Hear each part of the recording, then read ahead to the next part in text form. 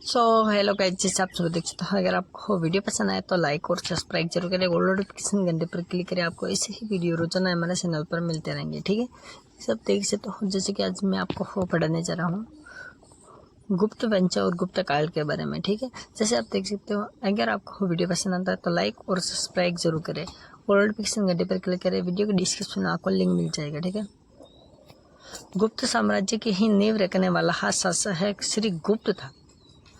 गुप्त शासक की नींव रखने वाला कौन था? श्री गुप्त था।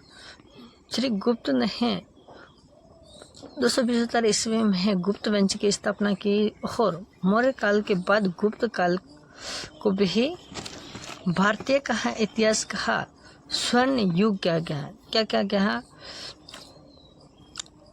गुप्त युग को क्या क्या है? भारतीय का इतिहास का स्वर्ण युग क्या क्या है? स्वर्ण युग क्या गया है? गुप्त वंश की जानकारी वायु पुराण से प्राप्त होती है। कहाँ से होते हैं? वायु पुराण से। और गुप्त काल की राजधानी ही संस्कृत भाषा है और ये भी माना जाता है कि 10 महिला प्रणाली की शुरुआत भी गुप्त काल में ही हुई थी और मंदिरों का निर्माण भी हुआ था, शुरुआत में ही हुआ। और ये भी माना जाता है कि बाल विवाह और प्रथा संपत्ति गुप्त काल से ही प्रारंभ हुई थी और गुप्त कालीन स्वर्ण मुद्राएं और दीनार किया जाता है। गुप्त काल के सर्वाधिक सिक्के व सोने के ही बनाए जाते थे और पंचतंत्र की ही रचना की ही गुप्त काल में हुई थी। इस समय जैसे कि गुप्त काल के समय है, चंद्रगुप्त मौर्य के बाद गुप्त काल का उदय हुआ था और इस समय ज्यादातर सोने के सिक्के भी ज्यादातर प्राप्त होता है और इसमें है बाल विवाहों का भी प्रचलित था, ऐसा माना जाता है। ठीक है, गुप्त साम्राज्य का प्राण और कहर कृषि ही भूमि ही दो जाती थी, जबकि अन्य लोगों के उनकी उपज या सट्टा भाग भूमि को स्वर रूप में राजा को देना होता था। और गुप्त राजवंश अपने संप्रदायवाद के कारण प्रसिद्ध है। वो किस कारण से प्रसिद्ध है? समयवाद के कारण। और महान खगोलीय विज्ञानी और गणितज्ञ या आर्यभट्ट या वराहमिहिर का संबंध गुप्त काल से ही था।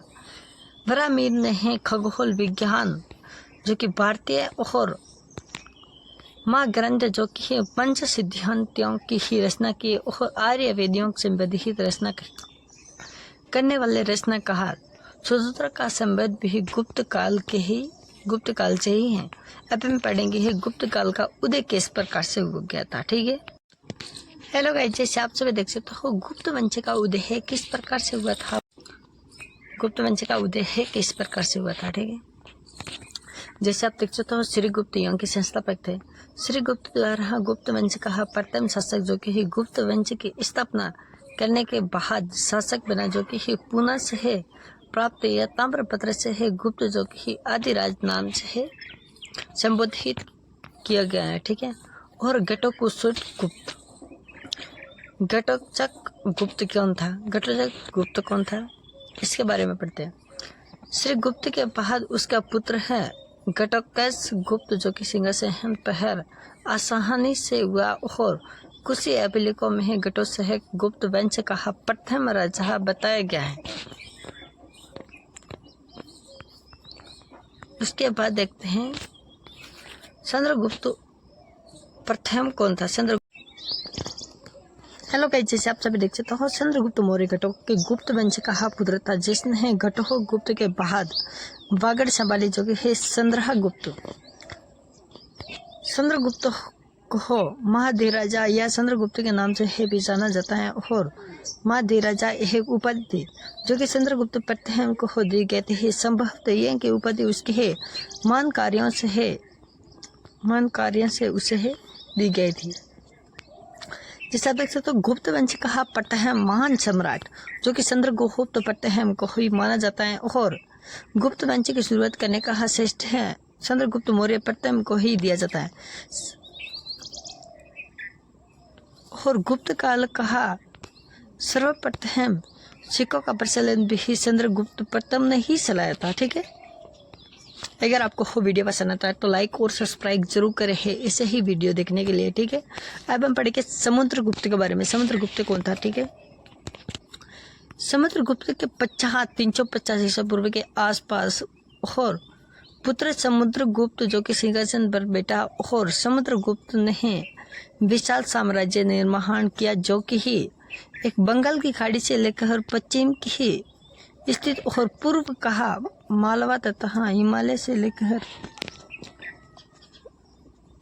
विंध्याचल पर्वत तक फैला हुआ था, जो कि इलाहाबाद शिलालेख से के अनुसार समुद्रगुप्त एक महान कवि था जो कि संगीतकार भी था। समुद्रगुप्त को उसकी राज्य के प्रसन्न नीति के कारण भारत का नेपोलियन भी कहा जाता है। आपके सामने क्वेश्चन पूछ सकता है कि भारत का नेपोलियन किसे कहा जाता है?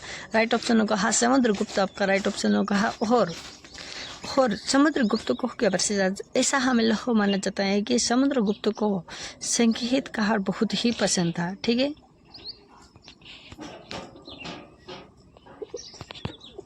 समुद्रगुप्त द्वितीय। ठीक है,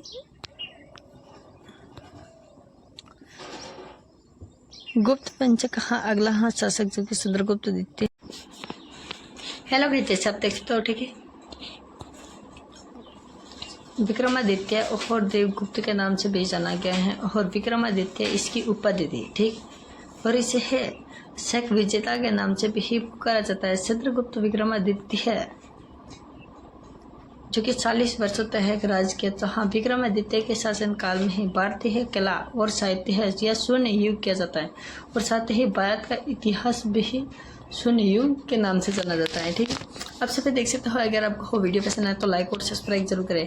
इससे में जो कि चंद्रगुप्त था उनको विक्रमादित्य के नाम से ही भी जाने लगे थे। ठीक है, वो 40 वर्षों के बाद ही इनका चंद्रगुप्त विक्रम का लगभग माना जाता है। ठीक है, उसके बाद देख सकते हैं चंद्रगुप्त द्वितीय का विशाल साम्राज्य उत्तर में हिमालय के तलहटी इलाकों से लेकर दक्षिण तथा नर्मदा नदी के तट तथा पूर्ण बंगाल से लेकर पश्चिम गुजरात तक फैला हुआ था।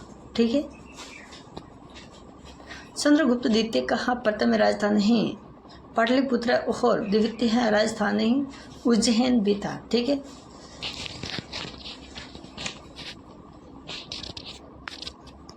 प्रसिद्ध कवि कालिदास चंद्रगुप्त द्वितीय का दरबार था, जिसने दरबार में सम्मिलित 9 रत्नों का प्रधान माना जाता है, जिसमें प्रसिद्ध चिकित्सा और दमनीत्य भी शामिल है, जिन्हें आयुर्वेदिक शिक्षा का नाम भी दिया गया है।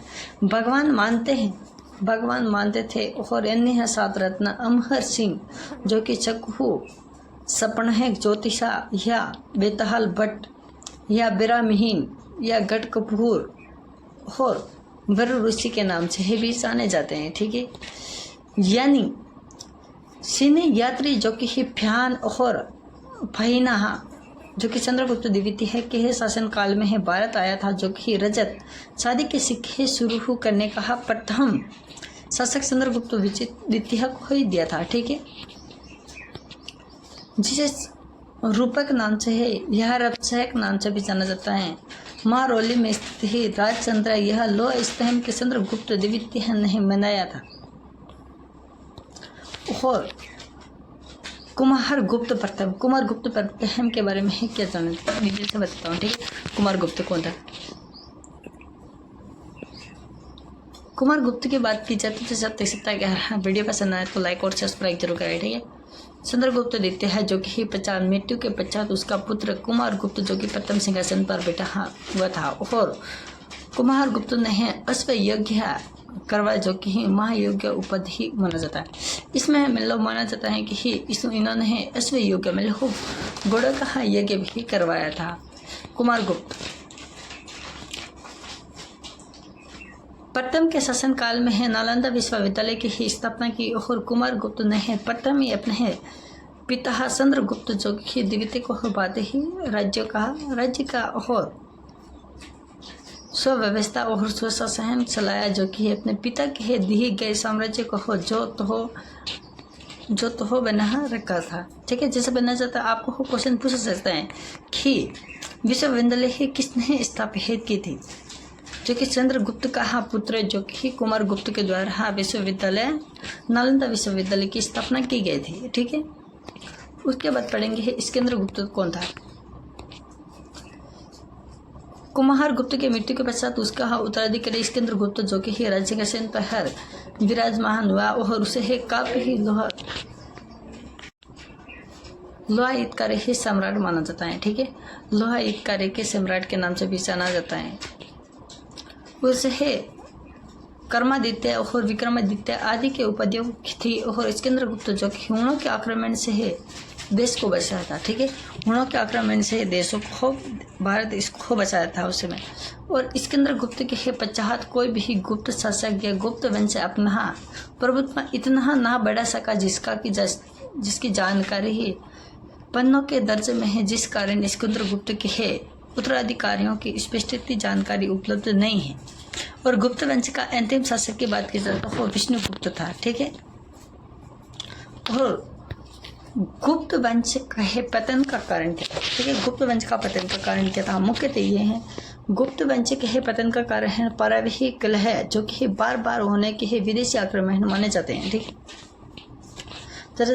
और जिसमें हुणों दरबार आक्रमण का मुख्य कारण माना जाता है। ठीक है, इसे में लोग माना जाता है कि उनका परवही कलह के बारे में माना जाता है और ज़्यादातर हुणों के आक्रमण के कारण यह गुप्त वंश कहा समाप्त हो गया था। अगर वीडियो पसंद आए तो लाइक और सब्सक्राइब जरूर करें और नोटिफिकेशन घंटे पर क्लिक करें। आपका वीडियो आज का वीडियो इतना ही। Thank you so much.